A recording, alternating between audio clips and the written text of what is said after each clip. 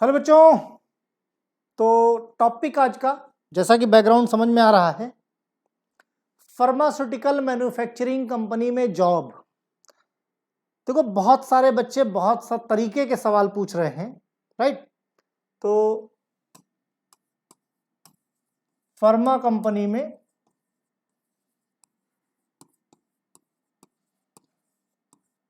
Job कैसे मिलेगी, किस तरीके से जॉब मिलेगी, क्या क्या क्वेश्चन पूछे जाएंगे, इन्हीं सब चीजों से रिलेटेड बातें हम लोग अगले 10 मिनट में करने वाले हैं।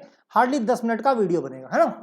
तो जैसे आलीशान कंपनी दिख रही है आपको, बिल्कुल हाईटेक, मतलब फुल्ली ऑटोमेटिक। अंदर चले जाओगे गर्मी का नामो निशान नहीं, लाइट कभी जाती नहीं, गर्मी कभी लगती नहीं, है ना। यूजुअली 8 घंटे या 12 घंटे का वर्किंग आवर्स होता है। वैसे सभी कंपनी में वर्किंग आवर्स 8 घंटे का होता है। 8 घंटे के ऊपर जितने भी आवर्स काम करोगे उसको बोलते हैं ओटी करना, मतलब ओवर टाइम करना, जिसका अलग से पे किया जाएगा, राइट।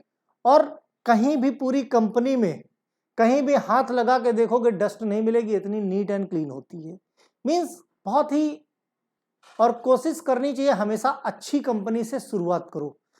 कभी भी चाहे जितनी पढ़ाई कर लो, चाहे जितनी, शुरुआत जो है कंपनियों की बहुत ही ज्यादा कम पैसे से होती है, लेकिन धीरे धीरे करके इंक्रीमेंट होते होते काफी अच्छे पैकेज पे लोग पहुंच जाते हैं, राइट। अब हमारे पास 2 कोर्स हैं, हम 2 कोर्स जो है को फोकस करते हैं। 2 ही कोर्स हम फिलहाल लेके चल रहे हैं, एक डी फॉर्म बेस पे, दूसरा है बी फॉर्म बेस पे, दूसरा है बी फॉर्म बेस पे, राइट।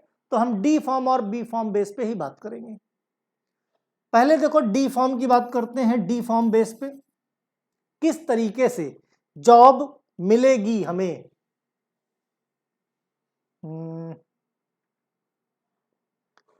हमें जॉब कैसे मिलेगी बात करते हैं। चलो इसकी बात करें, है ना। थोड़ा सा ग्रीन ग्रीन एटमॉस्फेयर रहे, थोड़ा सा अच्छा लगता है ग्रीन ग्रीन, है ना। तो जॉब हमें कैसे मिलेगी, चाहे डी फॉर्म के हो चाहे बी फॉर्म के हो। हमें अगर जॉब सर्च करनी तो किस तरीके से जॉब सर्च करेंगे।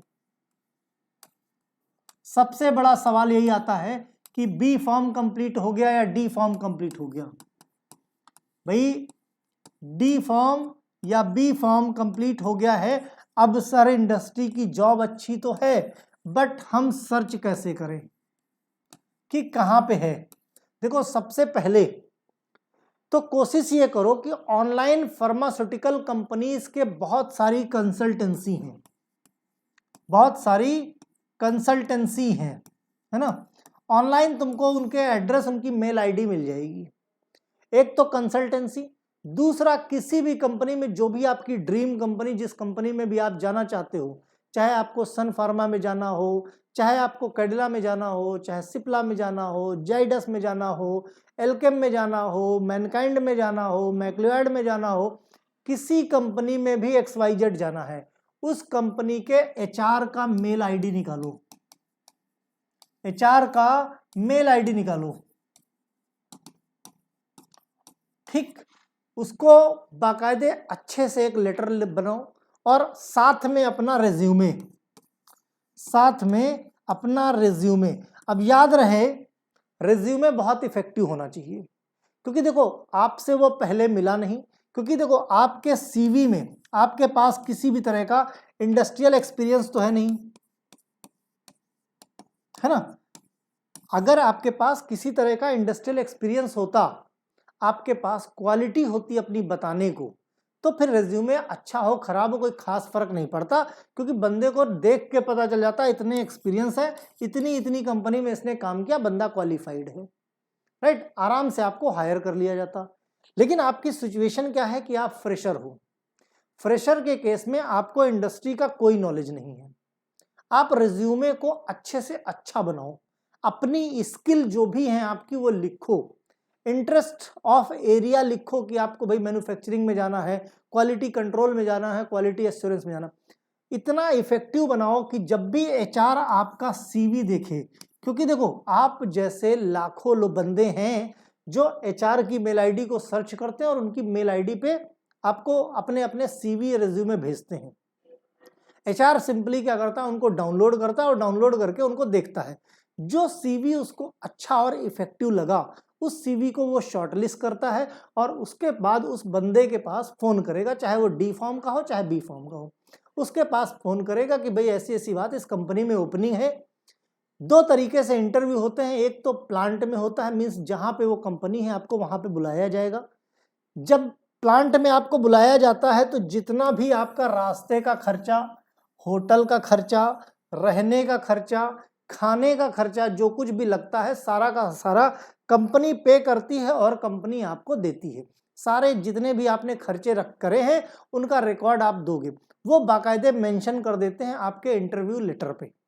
जब इंटरव्यू लेटर भेजें तो आप सीधे सीधे अगर कंफ्यूजन है तो पूछ लेना, नहीं पता लगा खर्चा कर लो, फ्लाइट से चले जाओ, बाद में ना मिले और बोलो सर आपने तो बोला था दे दिया। तो इंटरव्यू का लेटर जैसे ही आपको मिलता है वैसे ही पूछ लो कि भाई जो भी हमारे खर्चे लगेंगे वो रीएम्बर्स होंगे कि नहीं, एचआर आपको क्लियर कर देगा। ठीक, अब 2 चीजें हैं, एक तो वॉक इन इंटरव्यू होगा, वॉक इन होता है ना, दूसरा आपका प्लांट में होता है। तो 2 में से कोई भी हो सकते हैं। कई बार ऐसा भी होता है कि वॉक इन इंटरव्यू आपका किसी प्लेस पे हो जाता है, बाद में आपको प्लांट पे बुलाते हैं। कई बार होता है वॉक इन में ही आपको ऑफर लेटर मिल जाता है, प्लांट में जाने की जरूरत नहीं पड़ती है। जब प्लांट में इंटरव्यू होता है ये एक ही दिन का होता है, एक ही बार में फाइनल कर देते हैं, मीन्स एक ही दिन में फाइनल हो जाएगा आपका, सैलरी कितनी होगी कैसे क्या होगा सारा हिसाब किताब आपको तुरंत दे देंगे, बता देंगे इस डेट से आप ज्वाइन कर लो। ठीक, तो या तो कंसल्टेंसी के थ्रू या फिर आप जो है खुद एचआर को कांटेक्ट कर सकते हो। इस तरीके से कांटेक्ट हुआ, सीवी शॉर्टलिस्ट हुई, आपका इंटरव्यू के कई बार जो है 2 राउंड में, कई बार 3 राउंड में, कई बार 4 राउंड में होते हैं। किस तरीके से होंगे, जो अगर 2 राउंड की बात करें तो 1 राउंड में तो आपका जो भी मैन्युफैक्चरिंग में अगर जा रहे हो तो जो प्रोडक्शन का मैन्युफैक्चरिंग का जो मैनेजर है, मैन्युफैक्चरिंग का मैनेजर है, असिस्टेंट मैनेजर है ना, सीनियर मैनेजर है या जनरल मैनेजर है, कोई भी आपका एक इंटरव्यू लेगा और जज करेगा कि भाई आप काम करने के लिए ठीक हो कि नहीं। ठीक है, अब इस केस में आपसे क्या पूछ सकता है, भाई बड़ा सवाल है कि क्वेश्चन क्या पूछ सकता है। हर बच्चे के दिमाग में ये सवाल आता है कि भाई हम जाएंगे तो पूछा क्या जाएगा। हमने एक चीज बताया था, सबसे पहला सवाल टेल मी अबाउट योरसेल्फ या इंट्रोड्यूस योरसेल्फ, है ना। अपने आप को, ये जो सवाल है जब तुमको पता है कि ये सवाल पूछा जाएगा तो अंग्रेजी में दिन भर में 10 बार शीशे के सामने बोल डालो कि आंख बंद नींद में भी कोई जगाए तो भी टेल मी अबाउट योरसेल्फ का आंसर तुमको आता रहे। इसी सवाल से फ्रेशर का सिलेक्शन हो जाता है। बाद के जितने भी सवाल हैं, भाई जाहिर सी बात है इंडस्ट्री का एक्सपीरियंस तुम्हारे पास है नहीं, तुमने जो पढ़ा है, जो सब्जेक्टिव नॉलेज है, जब इंटरव्यू देने जाओ तो हमारे 2-4 वीडियो देख के जाओ। भाई मैन्युफैक्चरिंग में क्या हो रहा है, टैबलेट बन रही है, टैबलेट बन रही है तो टैबलेट के बारे में आपको पता होना चाहिए, टैबलेट के डिफेक्ट के बारे में पता होना चाहिए। वो डिफेक्ट आएगा तो ट्रबल शूटिंग कैसे करोगे अगर टैबलेट में गए। कैप्सूल में गए तो कैप्सूल कितने तरीके के होते हैं, सॉफ्ट जिलेटिन क्या होता है, हार्ड जिलेटिन क्या होता है, लार्ज साइज कैप्सूल का क्या होता है, स्मॉल साइज कैप्सूल का क्या होता है। आरुष जरा लैपटॉप का चार्जर देना बेटा।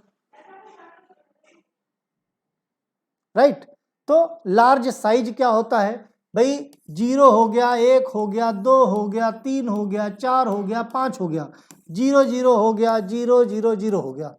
अब इसमें पूछ लिया, बताओ भाई स्मॉल साइज कौन सा है, लार्ज साइज कौन सा है। 1 मिनट, ठीक है भाई। लार्ज साइज का कैप्सूल, जैसे इसमें उल्टा हिसाब किताब चलता है, इसमें जो 000 वाला है, 000 वाला ये सबसे बड़े साइज का है। अक्सर कंफ्यूजन बच्चों को होता है, तो ध्यान रखना, ये चीजें पढ़ के जाना, कैप्सूल, कैप्सूल के डिफेक्ट क्या होते हैं। ठीक, अगर आप क्यूए के लिए इंटरव्यू देने जा रहे हो, क्वालिटी एश्योरेंस के लिए इंटरव्यू देने जा रहे हो, तो आपको टैबलेट भी पता होना चाहिए, कैप्सूल भी पता होना चाहिए, क्वालिटी एश्योरेंस क्या होता है, इनके काम क्या क्या होते हैं, अच्छा खासा मैंने पढ़ा रखा है काफी कुछ। मैन्युफैक्चरिंग प्लांट वाला वीडियो पूरी तरीके से देख लेना फार्मास्यूटिक्स के फर्स्ट ईयर का, आपको सारी चीजें क्यूए की पता होनी चाहिए। ठीक, इसी के साथ साथ वैलिडेशन क्या होता है, इसी के साथ साथ क्यूए वाले को पता होना चाहिए वैलिडेशन क्या होता है, क्वालिफिकेशन क्या होता है,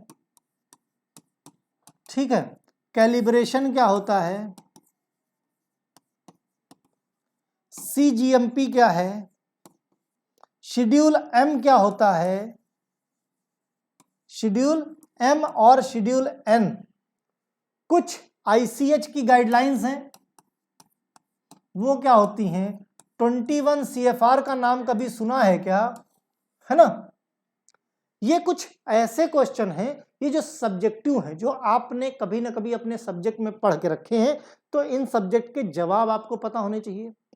क्वालिटी, अगर आप क्यूसी के लिए इंटरव्यू देने जा रहे हो, क्वालिटी एश्योरेंस की बात की जाए, है ना, अगर क्वालिटी कंट्रोल की बात की जाए, क्यूसी के लिए इंटरव्यू देने जा रहे हो, इस कंडीशन में भी आपको क्यूए के जो सवाल है, वैलिडेशन, कैलिब्रेशन, है ना, ये सब चीजें तो आपको पता होनी चाहिए। साथ में टेस्टिंग कैसे करते हैं, एस्से क्या होता है, एस्से कैसे निकालते हैं, है ना, मॉइस्चर कंटेंट कैसे निकालते हैं, मॉइस्चर कंटेंट कैसे निकालते हैं, कुछ इंस्ट्रूमेंट जैसे HPLC हो गया आपका, है ना, कार्ल फिशर ऑपरेटस हो गया, ठीक है, UV हो गया, IR हो गया, ठीक, ये सब चीजें क्या होती, इनके बारे में आपको पता होना चाहिए। मींस ये क्या है, बताया ना, आपके पास प्रैक्टिकल नॉलेज नहीं है, लेकिन सब्जेक्टिव नॉलेज होना इन सब चीजों का जरूरी है। ये सब क्वेश्चन अल्टीमेटली अगर बात की जाए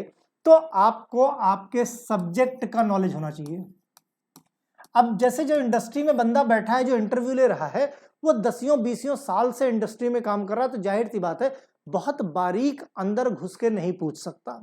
कभी तुमसे नहीं पूछेगा कि भाई जो है सेंट्रल नर्वस सिस्टम क्या होता है ना, किस ड्रग का क्या इफेक्ट होता है, ये सब चीजों की जानकारी उसको है ही नहीं, वो भूल चुका है। सिंपली वो वही पूछेगा टैबलेट कैप्सूल के बारे में जो वो बनाता है, जिसके बारे में उसको जानकारी है।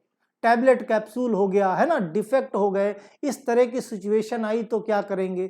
मान लिया कभी आप प्रोडक्ट बना रहे हो, है, प्रोडक्ट आपका जमीन पे गिर गया, उस कंडीशन में क्या करोगे, नॉर्मली क्या करोगे, क्या बताओगे, भाई बहुत महंगा प्रोडक्ट है, करोड़ों का, गिर गया तो क्या करोगे, तो क्या कहोगे, उठाएंगे और भर देंगे उसको, है ना, वहीं पे आपको निकाल के बाहर कर दिया जाएगा।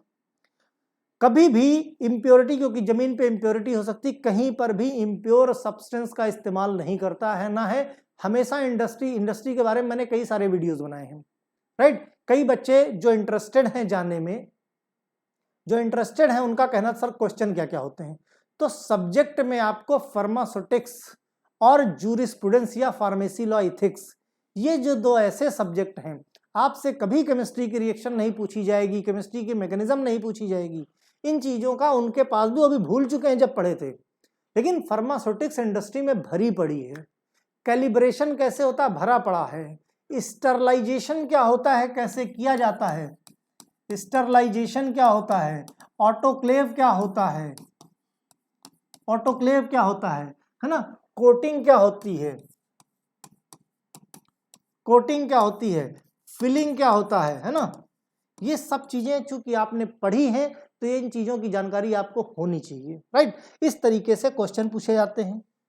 अगर इस तरीके के क्वेश्चन, अगर इतनों के जवाब जितने मैंने बता दिए, इतने तुमने पढ़ लिए, तो मैन्युफैक्चरिंग कंपनी में तुम चले जाओ, बड़े आराम से चुटकियों में हो जाएगा। मैंने बताया ना 10 साल मैंने काम किया है, इंटरव्यू पैनल में बैठा हूं, इसलिए मुझे जानकारी है कि क्वेश्चन क्या से क्या होते हैं। ये मैंने मतलब मैक्सिमाइज कर दिया कि बहुत हाइक हुआ तो इस लेवल तक जाएंगे। लास्ट में आपका सैलरी डिस्कशन होता है। जब आप हर तरह से सिलेक्ट हो जाते हो, फिर आपका सैलरी डिस्कशन होता है कि भाई सैलरी कितनी लोगे, है ना, सब। और कभी भी किसी के रिकमेंडेशन पे सैलरी कम ज्यादा नहीं होती। इंटरव्यू कितना अच्छा गया, जितना बढ़िया इंटरव्यू होगा उतनी अच्छी सैलरी होगी। डी फॉर्म की बात करें, डी फॉर्म की,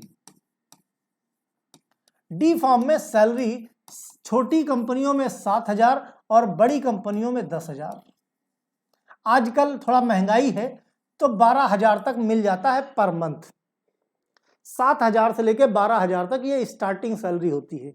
बाद में धीरे धीरे करके आपके इंक्रीमेंट लगते जाते हैं और बहुत अच्छे अगर एम्प्लॉय हो तो मैंने बताया ना, आपको स्पॉन्सर भी किया जाता है कि आपको बी फॉर्म करवा दिया जाए। अगर ऐसा हो गया तब तो आपकी चांदी हो गई। उसी कंपनी में बी फॉर्म के बाद जो आपको 12,000 सैलरी मिल रही थी वही आपको 22,000 मिलने लगेगी। 22,000 मिली, फिर 25,000 मिली, फिर मान लिया 30,000 मिली, कंपनी कहीं छोड़ दिए तो 30,000 सीधा 40,000 में कन्वर्ट हो जाएगा, फिर कंपनी छोड़ दिए तो सीधा ये 70,000 में कन्वर्ट हो जाएगा। कहने का मतलब शुरुआत जरूर होती है कम से, बाद में धीरे धीरे करके कब 70,000 पहुंच जाती है पता नहीं चलता है, और कब जितना ज्यादा पैकेज बड़ा होगा परसेंटेज उतना ज्यादा। ये बात हुई कहे कि डी फॉर्म की। काम क्या करना होगा, टेक्नीशियन या ऑपरेटर का काम। डी फॉर्म बेस पे आपको मशीन ऑपरेट करनी होगी, मशीन का ऑपरेशन आपको करना होगा, राइट। यही अगर हम बी फॉर्म की बात करें, बी फॉर्म की बात करें तो जाहिर सी बात है प्रोडक्शन ऑफिसर से आपकी या जूनियर प्रोडक्शन ऑफिसर से आपकी ज्वाइनिंग होगी, ठीक। सैलरी की अगर हम बात करें तो सैलरी 10,000 मिनिमम से शुरू होती है बी फॉर्म के बाद और 15,000 17,000 तक जाती है। 15,000 17,000 तक बी फॉर्म बेस पे डॉक्टर रेड्डीज जैसी कंपनियां देती हैं, राइट। ये स्टार्टिंग सैलरी होती है। प्रोडक्शन ऑफिसर का काम क्या है कि जो भी डी फॉर्म वाला आपका जो टेक्नीशियन काम कर रहा है उसको सुपरवाइज करो कि सही तरीके से कर रहा कि नहीं कर रहा, और जो भी डॉक्यूमेंट लेके आएगा सारा का सारा कैलकुलेशन किस पे, बीएमआर पे। बीएमआर क्या होता है, बैच मैन्युफैक्चरिंग रिकॉर्ड। अगर पैकिंग में हो तो बीपीआर। बीपीआर क्या होता है, बैच पैकेजिंग रिकॉर्ड, है ना।